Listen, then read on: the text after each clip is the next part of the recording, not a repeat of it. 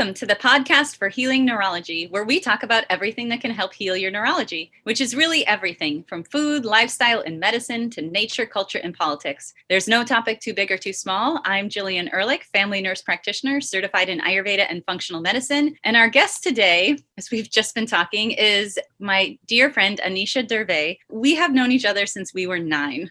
She is a doctor of Oriental medicine, an Ayurvedic practitioner, an Ayur yoga teacher, and meditation instructor with 20 years of experience. She is a 2001 graduate of the Ayurvedic Institute after spending 4 years training under Dr. Vasant Lad in New Mexico, as well as in his clinic in Pune, India. She co-authored a clinical textbook on acupressure with Dr. Lad titled Marma Points of Ayurveda and launched her own school, Marma Institute of Ayurvedic Acupressure, to offer trainings for practitioners. Anisha launched one of the first Ayurvedic hospital programs in the U.S. in Cleveland, Ohio. She is also co-director for University of Miami's acupuncture training program for physicians. She practices in Fort Lauderdale and Ohio currently. Visit her website at www.anisha.guru, G-U-R-U, and www.marmatraining.com.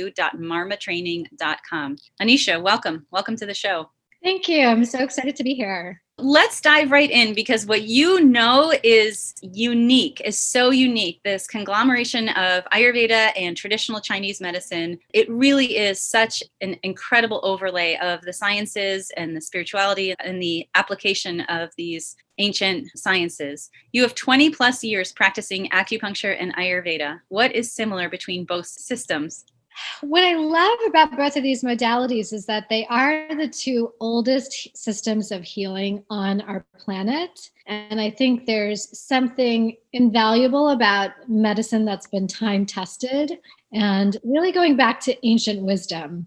So both acupuncture and Ayurveda are truly holistic systems of medicine. And I know that word holistic gets thrown around a lot. It's very popular, but essentially, a holistic system is looking at body, mind, and spirit and looking at all the components of who we are and not isolating them, right? So we are the body, we are the mind, but Western medicine looks at the body and mind as two separate entities versus in a truly holistic model, we see that there's no way to treat the body without affecting the mind or treat the mind without affecting the body. And I think both acupuncture and Ayurveda do this in really powerful ways and also in different ways from each other. So I think the ancient wisdom, the focus on a holistic model, and also the fact that both of them focus on prevention, I think is key. And that's something that we don't really have a lot of awareness in the Western culture about prevention. You know, we might be familiar with the word prevention, but it's not something that's really implemented in Western medicine. The closest I think we have is this new branch called lifestyle medicine, which has maybe evolved in the past 5 to 10 years or so. And if you look at lifestyle medicine, it focuses on eat well, be nutritious, don't smoke, and exercise. It's kind of, those are all great things, but that's kind of the extent that Western medicine understands really this idea of prevention. But in the Eastern model, both Ayurveda and acupuncture go into so much detail about what prevention is. And when people really start to understand that and the depth of these medicines, we understand that we really don't have to ever get to this point of being sick, where if we do get sick, there's very efficient remedies of how to get ourselves well again. So I think all of those concepts really are what I have seen as kind of the cornerstone of both systems, and the forte, and why I've been so drawn to them is I really want to see long-lasting results that are going to break whatever the cycle of imbalance has been. Can you give us an example of like one element of prevention that would be highlighted in Ayurveda or TCM, traditional Chinese medicine, that we don't see in lifestyle medicine? Yeah, so there's a concept of, I'll use an example with acupuncture, because I essentially will, with every new client I see, give them this understanding of, how many times should they come and receive acupuncture treatment. For example, in ancient China, it was recommended that people come once a season So they come 4 times a year to do acupuncture preventively. So it's that juncture between the seasons when our immune system is the most vulnerable, right? As we're transitioning from one weather pattern to another, one climate to another, that's when we tend to all get a cold, right? Or get sick, is those junctures between the seasons. And so that ancient Chinese way of thinking was, if you get an acupuncture treatment at the juncture of those seasons or right before that transition, then you're boosting up your immune system, you're balancing your body and your mind so that you're healthy for that whole season and your body doesn't get worn down. And if you do that preventively, that's going to be one of the best ways to keep yourself healthy. So when I started my practice back 20 years ago, I started telling my clients that to come once a season. But what I found is that with our modern day lifestyle and hectic pace and being overscheduled and not getting enough sleep and not getting enough exercise or not eating the right foods, that even for the healthiest individuals, I found that once a season was not enough. And so the preventive model that I recommend to my clients is once a month for acupuncture treatments and also once a month for getting a regular massage. And so I think if everyone, they did massage once a month and did acupuncture once a month, would set themselves up for being healthy for the entire month. And so if any type of imbalance arose, you could address it very quickly without having to wait, being broken down for months and months and have whatever condition get exacerbated with time. It's interesting the way you talk about prevention, because when you talk about an acupuncture treatment, you're not necessarily talking about the same points each time. It's the idea that there is a path, that you have a goal for health, and what health looks like is fluid, that it changes across. There's some similarities, but that it's going to change. What your needs are will change across your season, across your age, across your lifespan. And so you're coming for one treatment to kind of get corrected, have your course corrected. Is that right? Absolutely. So who we are is always changing and fluctuating, right? Based on the season and our age and the environment and climate and our mood that day and what we ate that day. You know, there's a constant fluctuation, which Ayurveda speaks about a lot as well. And so at any moment in time, we want to treat the person at this moment in time and how their symptoms are presenting now, or how their energy is presenting now, or their mood is presenting now. So Ayurveda also just has such a long list of options when it comes to prevention. And I think that's maybe the difference between them is Ayurveda offers a lot in terms of daily wellness. So we're not necessarily going to do acupuncture every day, but we would figure out the right strategy and time frame to get the best results. But Ayurveda is something we can use every day in terms of Ayurveda is promoting diet and lifestyle and yoga and meditation and breath work, and just a big toolbox in terms of what to use. And so I think when it comes to prevention, both of these systems have so much to offer individually and so much to offer when you combine them together. And so what are some other differences between Ayurveda and Chinese medicine? Some differences are in terms of their toolbox, so Ayurveda has that toolbox, I said, where it goes into so much detail with diet. In TCM, there is a concept of TCM nutrition, but it doesn't have the same depth as Ayurveda does. So I tend to just focus on that from the Ayurvedic perspective. Lifestyle, I think in terms of talking about daily routine, Ayurveda offers so much wisdom about from the time we wake up in the morning until we go to sleep at night, all of the different self-care practices that we can put into place. So I feel anyone who has not been exposed to that is really missing out, because they're just kind of going through their day struggling and not knowing why they're running out of energy or why they're building up frustration or, being on an emotional roller coaster, whatever it is. So Ayurveda gives in-depth strategies about our lifestyle and structuring our routine.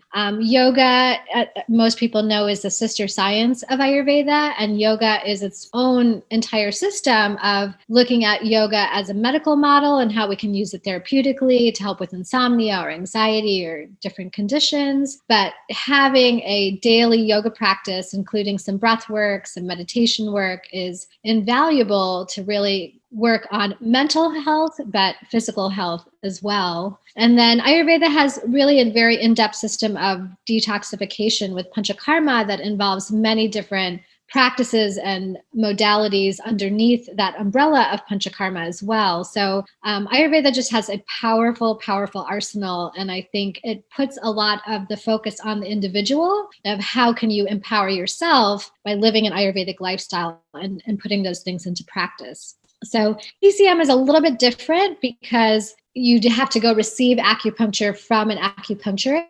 So it's more of a medical model where there is a patient and a doctor and a relationship that is established between them. But TCM, or traditional Chinese medicine, has its own set of modalities. And so acupuncture is the most popular, well-known aspect of TCM.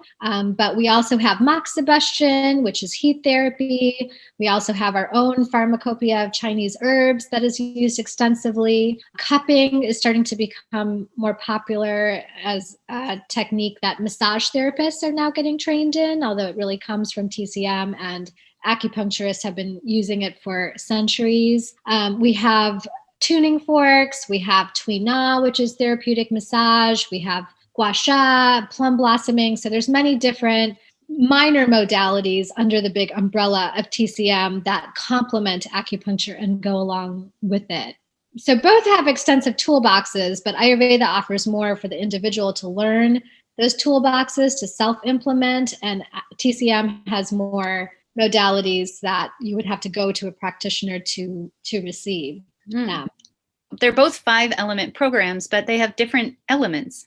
Can you talk a little bit about that? Yeah, and I know that can be confusing. So in Ayurveda, we say the 5 elements are space, which is the first element that's the container for the other elements. So we have space, air, fire, water, and earth. And so out of those 5 elements, TCM doesn't really acknowledge space. It's just taken for granted, I guess, that it exists.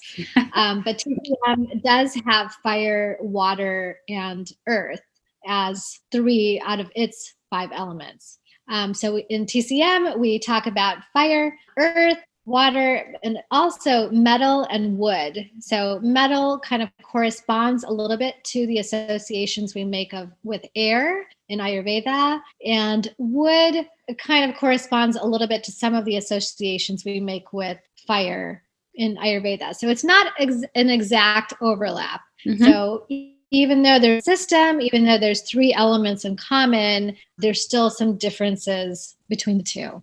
How do you specifically integrate them in your practice? When you see clients, how do these work together? So my initial consultation with a client, I will go through a very thorough history, usually spend an hour on the history with the client, give them some detailed paperwork, a 9-page history form that they fill out before they come in. We go through that history. And so the evaluation I'm making is kind of similar because both Ayurveda and TCM require extensive detail about a person and evaluating every single system. So after I do that, go through that history, I'll make an evaluation for someone where I explain to them from the Ayurvedic perspective, here's their diagnosis in terms of what are their predominant dosha and what's their doshic imbalance. And from the Ayurvedic perspective, here's a strategy of how we would achieve creating doshic balance. And then from the acupuncture perspective, I let them know out of everything we've discussed, what can be treated with acupuncture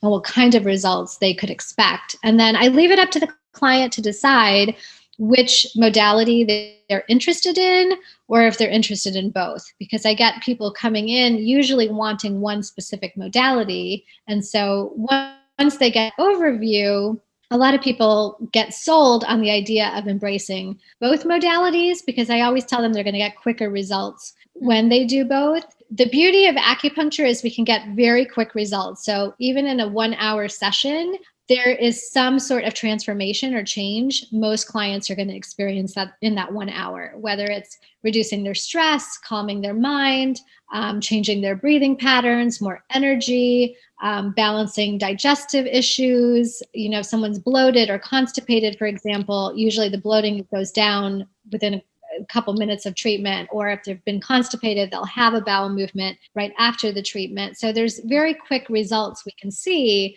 regardless of what the symptom might be. Ayurveda is a little bit different. So Ayurveda does require the individual is more motivated and they want long-term results. And so that's the beauty I see of integrating the two together, is that acupuncture can get quick results, but I tell people if they're not going to change their diet and their lifestyle and their behavior patterns, then it's only a matter of time before they will be back in my office to do acupuncture again if the underlying root hasn't been fixed. And Ayurveda can really address that underlying root and give us the long-term results. So most of my clients long-term get on a program where they're seeing consult once a season, where each season we're doing a dosha checkup and evaluation and figuring out a strategy for balance. And then from the acupuncture perspective, they're usually seeing me once a month and focusing on that preventive aspect. Another difference between Ayurveda and TCM that I think is really profound is this idea of working on the physical body versus working on the energetic body. And so a lot of the Ayurvedic modalities and the tools that we use are geared towards working on the physical body. And we actually have a term for this that we use in yogic anatomy, where we talk about the concept of the 5 koshas, or the 5 sheets. So these 5 sheets, the grossest level, the densest level, is the physical body, which we call the Annamaya kosha. And so the whole realm of Ayurveda focuses on this realm of Annamaya kosha and treating the physical body through detox techniques, through herbs, through yoga, through diet. And TCM is a little bit different because with acupuncture, our focus is not on the physical body. So our focus, we say, is on the level of pranamaya kosha, which is that sheath or energetic body that's nourished by prana. And so at the level of pranamaya kosha, as we work on the energetic body, we say that any type of imbalance has to occur at the level of pranamaya kosha first before it translates into physical signs and symptoms. And the next kosha that's a little bit more subtle than pranamaya kosha is the mental body, manomaya kosha. And so we say at the level of pranamaya kosha, it is the bridge between the physical body and the mind. And so if we really work at the energetic level, at the energetic body with acupuncture, that's why we can treat physical symptoms and mental symptoms, because of that bridge between them. So there's a different level of subtlety when you're working with the energetic body that's different in acupuncture versus all of these other physical modalities that are directly working on the body. Fascinating. I mean, we know this so innately in our lives. We can see, we think of our lives as being a physical experience. But when you think about what is most valuable to you, it's really our relationships and our experiences in the world, not necessarily like where our body is or what is happening in our body. So that's an amazing way that our medicine that there's medical systems, ancient medical systems that actually took account much more than our physical body. Absolutely. And I think just on a human level that we all innately know this about our bodies as well, that we recognize when there's maybe some preliminary stress that's building in our system or some anxiety that's building in our system. And we know that if we don't do anything about it, it will keep building and building, right? Until the anxiety becomes palpitations, until it becomes a panic attack, until, it maybe leads to cardiovascular issues down the road. That there is a step-by-step process of how our symptoms start very mildly and then get exacerbated into a severe condition. And what TCM is saying is before we have those mild symptoms, there's some type of energetic imbalance that's occurring first. And what Ayurveda would say is before we diagnose or observe mild symptoms, there's some type of doshic imbalance that's occurring first. So that's really the wisdom of both of these systems, that if you can get to the level of prevention and keeping your doshas balanced or keeping yourself energetically balanced, then the mild symptoms never even originate. We have research in our Western world of research, body of research, that talks about how being bullied in 5th grade is more impactful on the physiology than breaking a leg. So we can see years down the line the impact from one versus the other. It's when you ask people to remember those experiences that the cortisol and the stress hormones that are released from being bullied are way more dramatic than the stress hormones released from breaking a leg. So we know that the lasting impact is tremendous from what happens essentially in our energetic bodies, in our mind. Absolutely. And it's wonderful to see that research is catching up with the Eastern wisdom to to prove that and Yes. to document that and to show that so that the Western mind can start to believe it more. And your specialty is really Ayurvedic Marma therapy. What is that? Can you describe what this is? Absolutely. So in Ayurveda, we talk about a whole system of energy points, which we call the Marma points. And there are 117 Marma points that are located all over the body.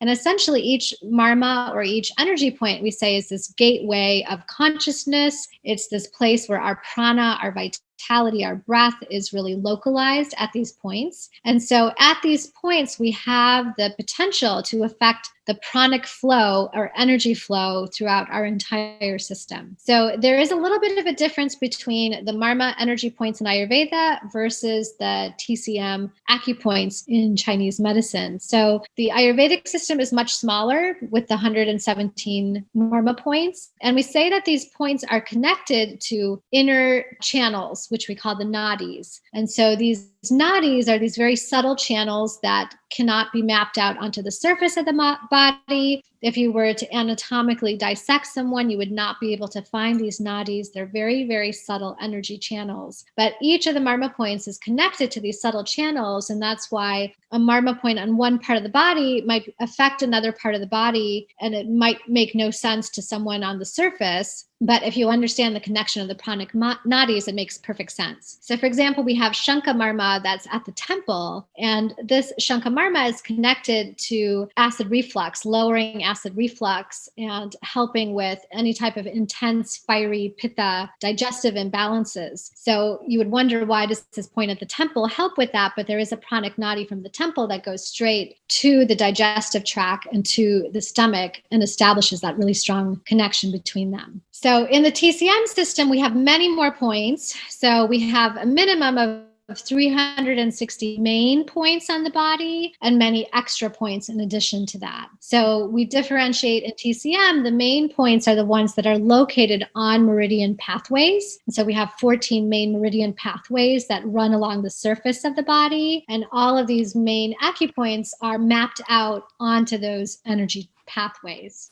The extra points in TCM are not necessarily located on one of the main meridians, but we just have an extensive network of those extra points as well. So that would be kind of the main difference, the number of points and the channel system, different channel system that they are connected to. That's so fascinating that that what is the same, part of the theme of this show really is kind of like what's the same and what are the differences in these ancient medical systems. And so we can see another similarity also beyond just the emphasis on prevention, beyond the emphasis on the daily assessment and treatment, that the treatment needs to change. So for instance, in conventional medicine, we would treat diabetes. We have a same kind of arsenal of treatments. We have a certain number of things that we would do.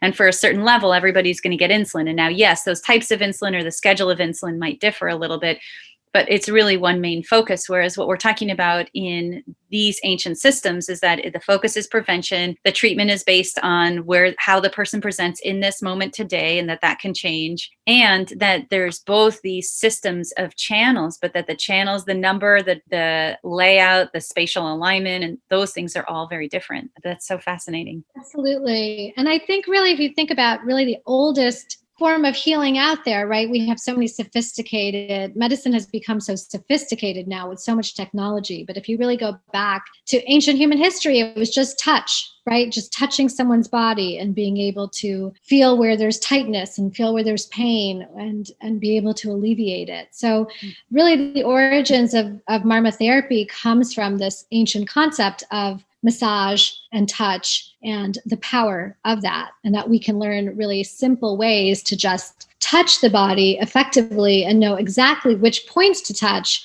to create a certain effect. Are we trying to get someone energized? Are we trying to calm them down? Are we trying to help someone be able to sleep? Are we trying to help someone be able to digest?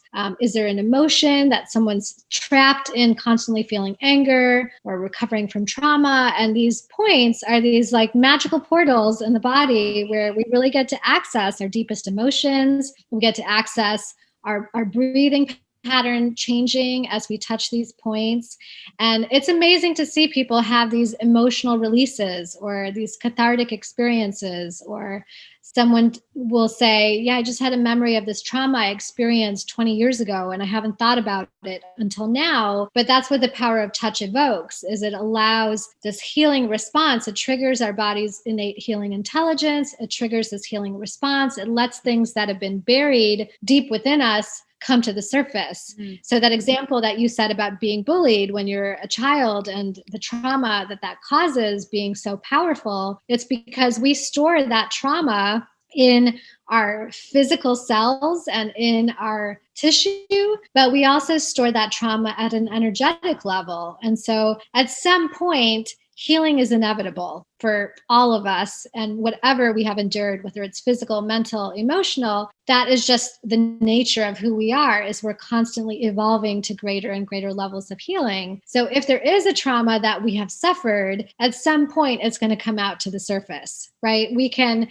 try to take, all of these Western pharmaceutical medications to push our anxiety away or suppress our depression, but at some point we have to face the reality of whatever that emotion really is. So I'll share a quick example of a friend of mine who was going through her divorce, and she said that there was no way for her to get through her divorce, the pain, emotional pain of her divorce, without medication. So she was taking an anti-anxiety med, an anti-depression medication, and was on that for a long time. And I had gone through my divorce and gone through a lot of emotional pain myself many years prior to her.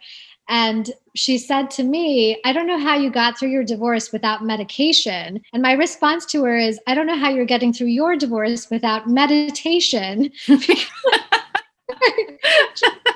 That was so essential to face my pain and not try to mask it with any medications, because I knew that I had to face it in that moment. And this is not to discount that there are definite times where medication is essential for some people for their mental health and well-being. And it's such an individual case-by-case basis to see if it's appropriate for you and what the circumstances are. So I'm not trying to be anti taking certain medications, but I'm just a big believer in getting to the roots of our healing and our health and facing our emotions and doing whatever work it is that we need to do.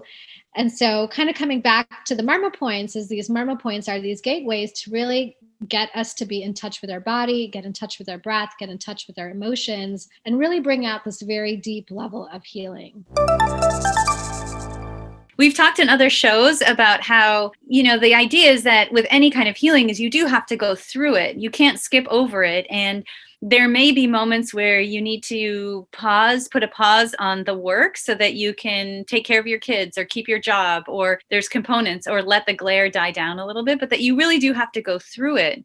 And we've both sat in classes with Dr. Ladd, who says, when you go to the heart of the matter, 1/2 inch or 1/4 inch behind that deepest darkness is where that true light resides. And if you get stopped by that darkness, then you never find that light, or it can be much more challenging, take lots more time. And so as you're talking about the innate ability of Marmas to be part of our daily life, just like talking about how Ayurveda is part of our daily life, I can't help but feel a little bit more and more heartbroken over how much COVID has interrupted our ability to touch each other, because some of our innate ability to manage our trauma by contact with other people, closeness with other people, has really been, we now find ourselves repelled by other people on trails, on sidewalks, and grocery stores. The contact, even just the closeness of another human being that so many of us experience in a daily life, let alone contact with friends and loved ones. We were just talking about how we haven't seen our close families, our moms, and it'll be over a year soon. And so those touches that I think are supposed to kind of like zap little bits of our trauma consistently, kind of like a trauma prevention, trauma treatment on a daily basis, that contact with people we love has really been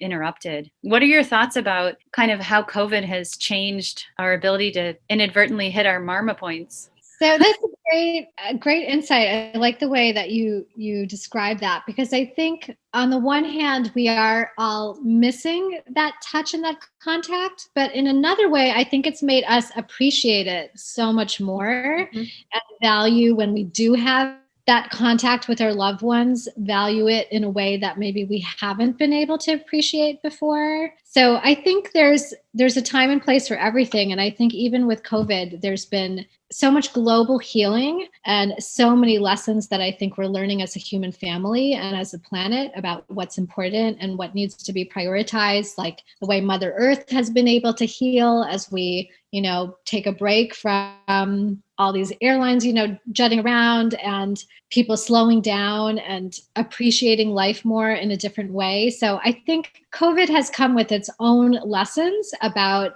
for each one of us is probably different, but I think some of the bigger lessons have been about slowing down and going within and taking the time to heal and the importance of prevention, right? With people with other morbidities and other factors being at higher risk and higher exposure. And so I think it's given maybe everyone this sense of maybe I do need to focus on prevention and maybe I do need to boost my immunity and what are other ways that I can do that. When it comes to the Marma points, I haven't been doing the Marma work in my practice this year, and I do miss that. But one of the things I teach all of my clients and I emphasize a lot is daily self-care. So we still have the opportunity to do a little self-Marma care protocol every day. I usually tell my students or clients 5 minutes a day is just a great way to stimulate some of the facial points, for example, and work on opening the sinuses or preventing headaches or releasing different emotions, or just to kind of feel good or feel well,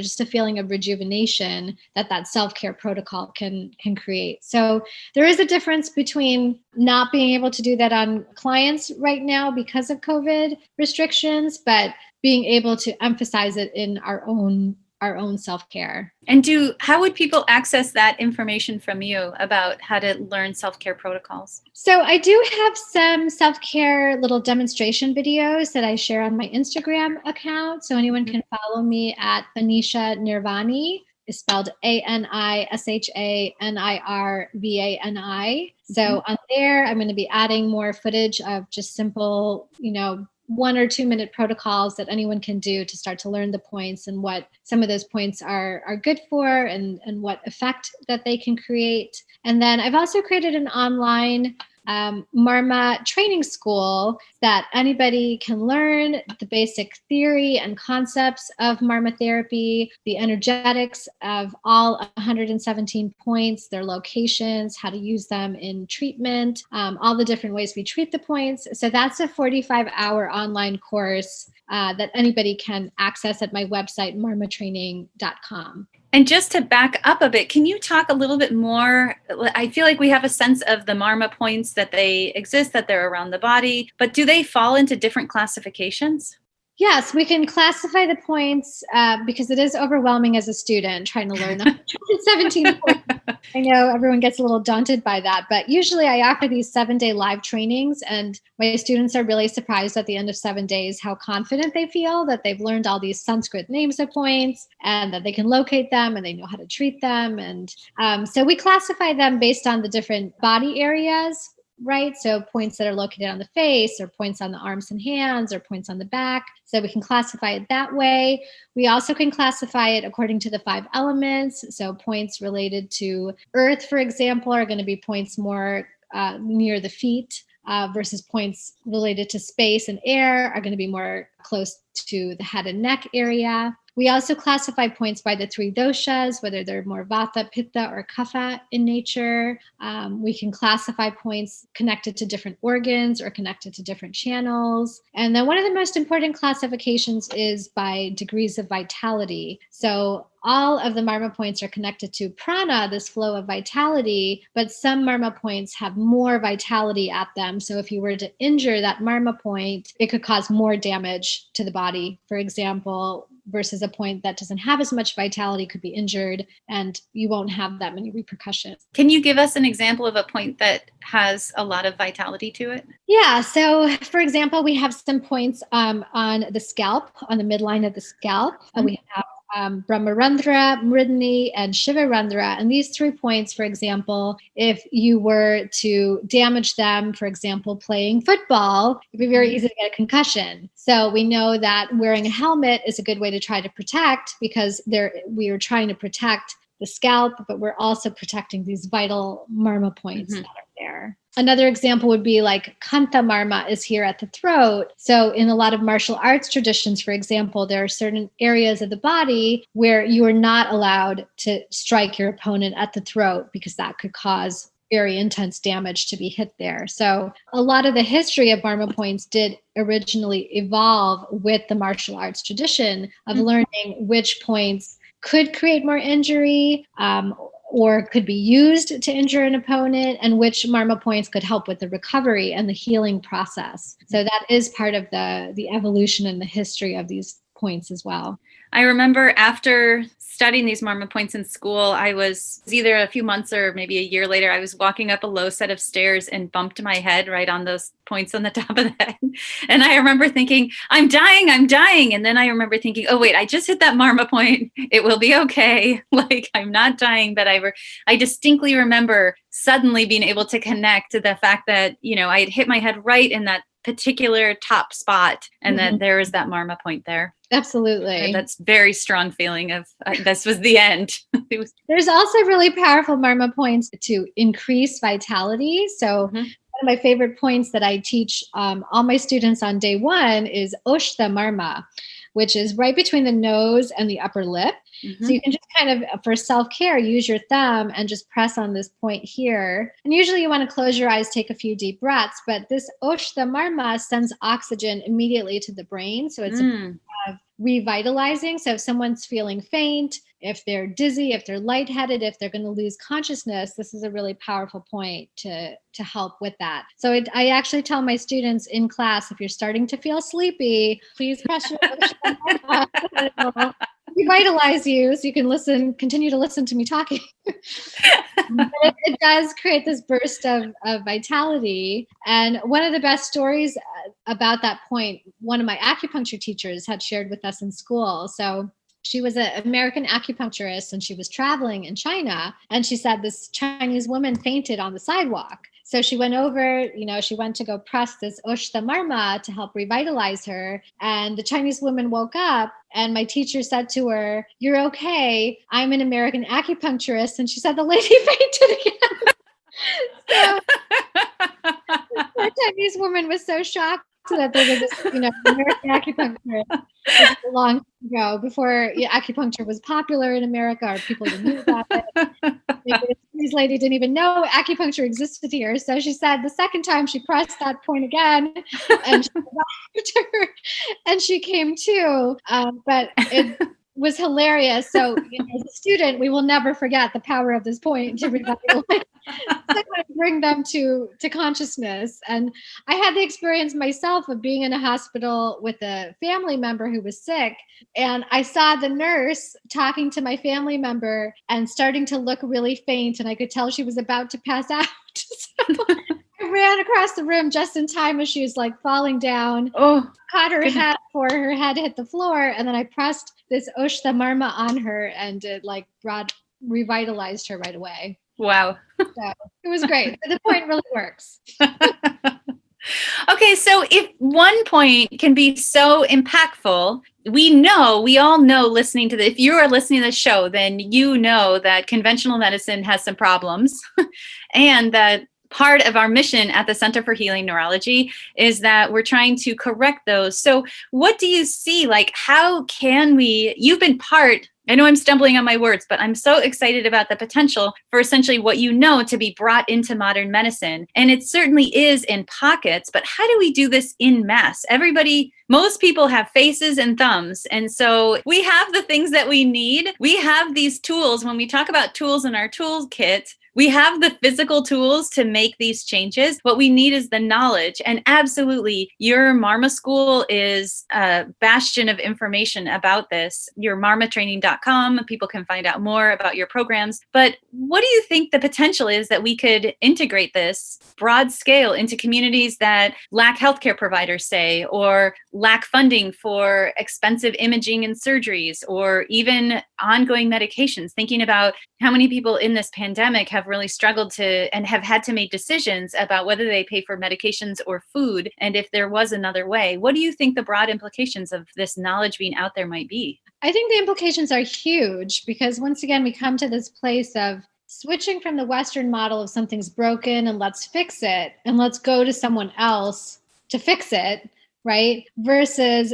the Eastern approach is we're not looking at trying to fix something. We're looking at how to heal something organically through a process where sometimes it can involve a healer and a practitioner that we're going to, but the emphasis is always comes back to the individual and our motivation, our intention, our desire to heal. So even if I see someone, for example, who's had chronic back pain for 20 years, one of the first questions I ask them is, do you want to heal this pain? Which the client might respond, of course, I want to heal the pain. That's why I'm here. But the deeper implication of that answer is that a lot of us are holding on to our pain or holding on to our conditions or our diagnosis as a crutch for a long time because we don't know who am I without the Parkinson's or who am I without ADD? You know, that becomes our label, our definition of who we are. So being able to get past those labels to real, genuine healing really takes a lot of reflection on the part of the individual. I might be able to get rid of that person's back pain, but it does also involve their cooperation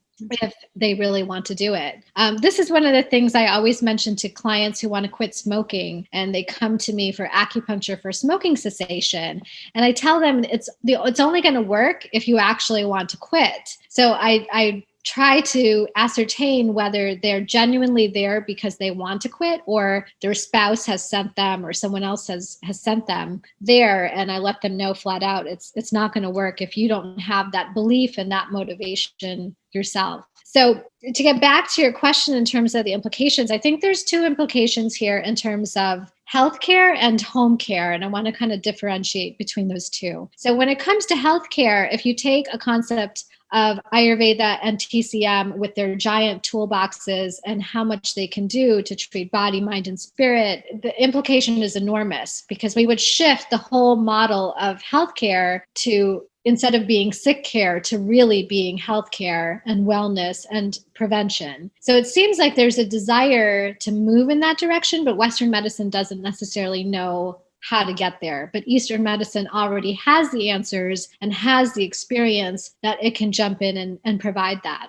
When it comes to Marma therapy, one of the reasons I've loved specializing in it is because there is a crossover between Ayurveda and TCM because the energy points are common to both systems. And roughly about 2/3 of the Marma points correlate exactly to TCM acupoints. So that really helps bridge the gap between the two systems. What's lovely about Marma therapy is that as I've been teaching it, I started my school 2 or 3 years ago now. And what I love is that the students who want to learn this system come from so many different backgrounds. So of course, massage therapists or any type of body workers, if they learn these points, it's going to enhance the massage so much more. But acupuncturists, we are really not trained in acupressure in any of the TCM schools. It is one of the 8 branches of TCM, but it's a branch that's totally been lost. And that's one of my missions, is to kind of help revive that branch of acupressure within the TCM world to get acupuncturists to learn those hands-on techniques. But I also see Ayurvedic body workers, estheticians who are doing facials, who can learn some facial Marma points, PTs and OTs that are working so much with the joints and the muscles. And if they go to a specific point, they can really enhance whatever technique they're doing so much more to mobilize a joint or pain relief, whatever they're trying to work on. Chiropractors, midwives. I love working with midwives because I think it's so essential for prenatal healthcare, for women to be supported with the hands-on touch, to learn some of these points, how they can work on abdominal Marma points throughout their pregnancy. And even during the time of delivery, seeing doulas and midwives learn simple Marma protocols to just help women stay totally relaxed during that experience and help them with postnatal health care, work on infants with just relaxation techniques. So the possibilities are endless, I think, when it comes to healthcare. And I think Marma therapy is this excellent bridge because it's teaching people about Ayurveda and acupuncture, bringing those two worlds together and giving them the power of touch. So the second part of my answer in terms of home care is that we can look at this from the perspective of all these different healthcare modalities and practitioners and how they can take this work out into their respective fields. But I've also had a number of students over the years that are mothers who just want to learn how to work on their children. And I think that is so vital and important that we get that loving, nurturing touch from our parents, and we can alleviate really simple conditions through that power of touch. So all of the children that I've seen in my practice in the past 20 years, I do the Marma work on them, but I also train their parents in how to do some of these Marma protocols. So the children are receiving these Marma treatments every day from their parents, in addition to coming to see me at whatever frequency I've told them to come visit me. But I think that's really, one of the biggest impacts is if we could get every mother to get trained and every father who is willing to get trained in learning Marma therapy and being able to work on their children when they have a headache and alleviate it with touch, or open up their sinuses, or treat their stomach pain, in addition to giving them a little belly rub, or teaching them how to boost their immune system or get rid of pain. It's just the possibilities are endless. And so I think if children are growing up learning that they can correct imbalances when they arise and they don't have to get exacerbated. And if they can learn, I can work with my breath, I can do a meditation technique, I can do a yoga pose, I can stimulate some Marma points. If children are learning that at a young level, that allows them to become healthy adults. And that's really kind of, I think, the roots of where we need to go in terms of real family healthcare and bringing this wisdom home. What an insightful distinction between healthcare and home care. So for our practitioners to know how to deliver these services for patients that they're seeing who come with ills, but then also how to delineate that it's really important that the root is really to have it at home and in your daily life. And that is the distinction also, I think, between how we practice medicine in our daily life. So the idea that you're not sick, oh, now you're really sick. The idea that we're going to make those moment by moment adjustments for children in their diet, their activity, their level, help them to focus on their breath, help their minds to be quiet, not to give them necessarily another toy or another screen, but to really work through it and to be with them in their pain, to teach them how to be with each other through any kind of pain or discomfort, and then have these part of the toolkit, like I was saying, with their faces, with their hands, with your faces, with your hands, with everything that we've got, to be able to be there for our kids in a way that our touch can be therapeutic and be healing for what their moment-to-moment ills are before you actually need to step out of the home for any other care.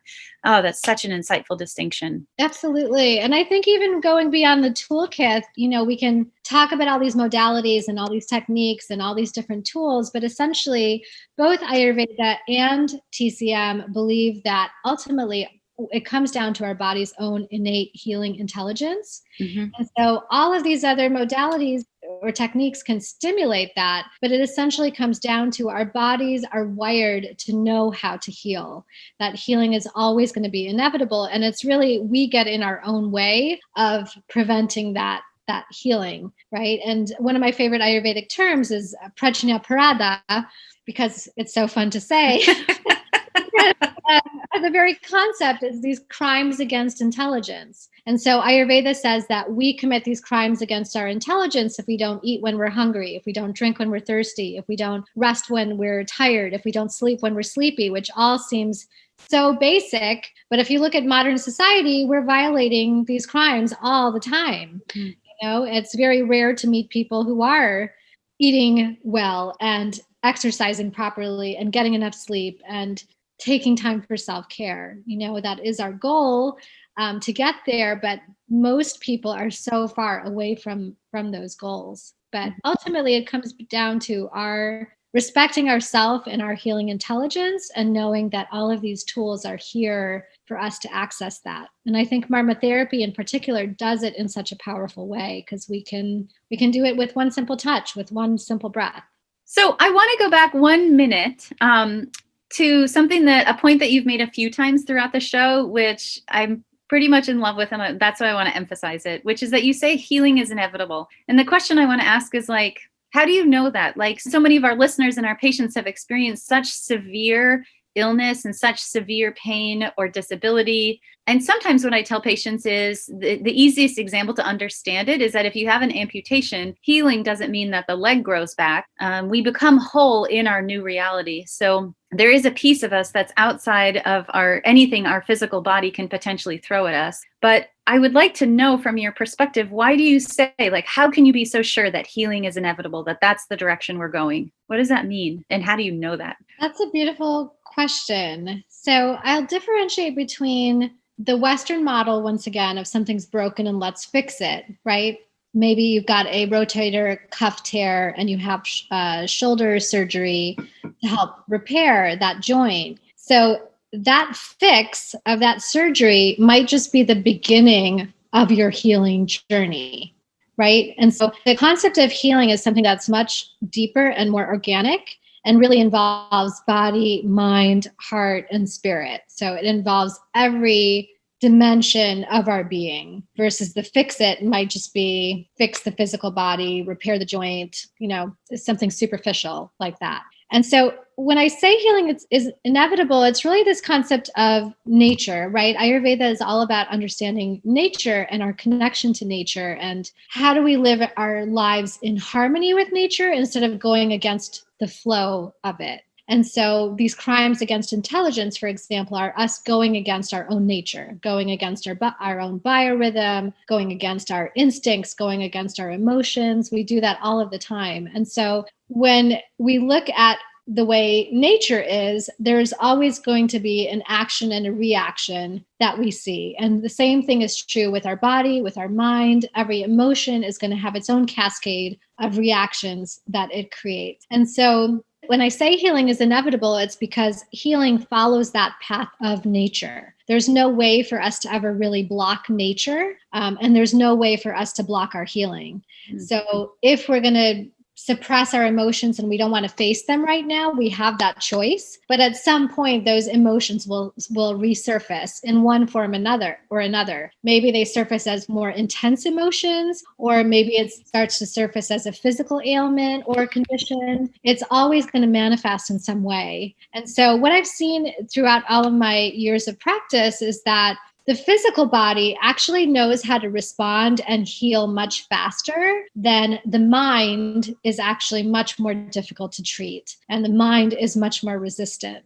And so that differentiation has given me such an appreciation of the complexity of who we are in terms of our mind, our thinking patterns, our emotional patterns, and how that affects us. I'll share a story of a client of mine a number of years ago who was actually referred to me by his Kundalini yoga teacher. And he was this middle-aged man in his 50s, had never done yoga before, had really never done any type of healing before, but he did 2 or 3 Kundalini yoga classes and he just burst into tears and was hysterical, so that the teacher had to actually remove him from the classroom. Oh no. Like the burst of emotions was so intense. So she referred him to me and she said, I can't invite him to my yoga class until his emotions can calm down a little bit, because he can't really get into the next pose or do the next breathing technique. And he's distracting all the other students. So this gentleman came to see me, and it was the first time he was doing acupuncture and doing Marma therapy. And he had the same reaction on my treatment table. He just burst into tears and such intense emotions. And what I discovered is that this man for 50 plus years had continuously suppressed his emotions and never let himself feel any of it. So when he was finally in this situation of doing yoga or doing treatments, this gateway was open, this floodgate of emotions just came out, and there was no way to control them or regulate them or quiet them. Like they were just outpouring. And I felt so much compassion for this man that he had learned this survival technique of suppressing the emotions. But here's an example of why healing's inevitable, is it had to come out at some point, whether it was at my table or whether it was a yoga class. It was inevitable that it was going to have to come out in one way or another. Mm-hmm. So he did do well with treatment, and he was allowed to enter the yoga classroom. And at some point. So there's a happy ending to that story. But I think this is true for all of us, whether we're medical practitioners and we're working with clients and we want to do that deeper healing for our clients, or for us individually, right? All of us have our own complex histories and traumas and emotions and challenges and struggles. And so for each one of us, healing is inevitable in terms of we're always evolving to the next place in our understanding, the next place in our spiritual growth, the next place in taking care of our body. And so as we move through life, yes, our physical body is aging, but we're able to start to tap into this wellspring of self-love and self-knowledge and self-care, which Ayurveda and acupuncture gives us a doorway to be able to access that in a really beautiful and profound way. I'll believe you. Healing is inevitable. It's true. You can't stop nature. That's why when we watch movies like Legend with Will Smith and he's alone and the apocalypse has happened, then it means trees take over New York City. Like nature has a march that is unstoppable. Absolutely. And so does the human spirit. I feel that's really true. Our human spirit can survive anything, and not just survive, can really thrive any type of trauma and any type of experience, because it's just the beauty of who we are. I was listening to an Ayurvedic doctor talk about this age that we're in from the Hindu perspective, the Kali Yuga. And Kali is the goddess of darkness and death. And so it is a challenging age that we live in. And one of the things as he was describing it, he started to giggle. And he was saying, but this one thing is that when you're in the Sat Yuga, the age of truth, then all the animals and the birds and all the people, everybody only thinks good thoughts. And it's very difficult to rise above because there's nothing to rise from. And so in this age of the Kali Yuga, in this age of challenge and in this age that is so hard, COVID being even more, being another layer of something, we all have that much more opportunity to rise above in our spirit, regardless of what happens with our bodies. So thank you. Absolutely. And I think that's the blessing of COVID as well. I think just this concept of disease and illness versus health, I really have come to a place in my own healing and working with clients of not looking at disease or symptoms as the enemy, but the symptoms are really part of the healing process to bring our attention to our body or to what's not working or what's not right. And I think that when we start to shift our perspective and see every symptom as part of the healing and every illness as part of the healing process and the blessing, and even look at COVID as this opportunity for global healing, for us to shift in such a powerful way that every person on the planet has been affected by this and is going through this shared experience, I think it's an opportunity for a deeper healing than we've ever experienced before. Absolutely. Anything else you want to add?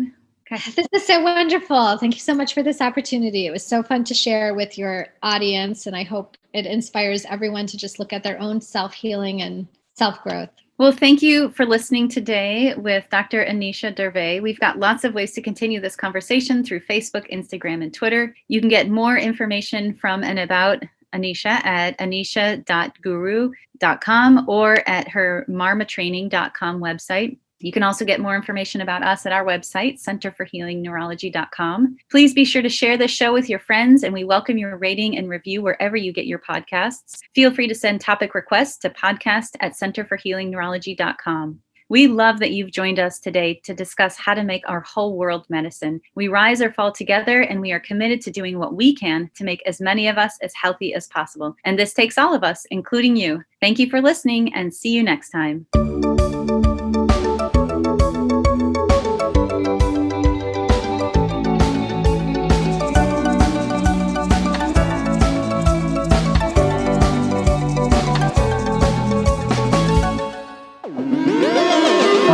Fish Media.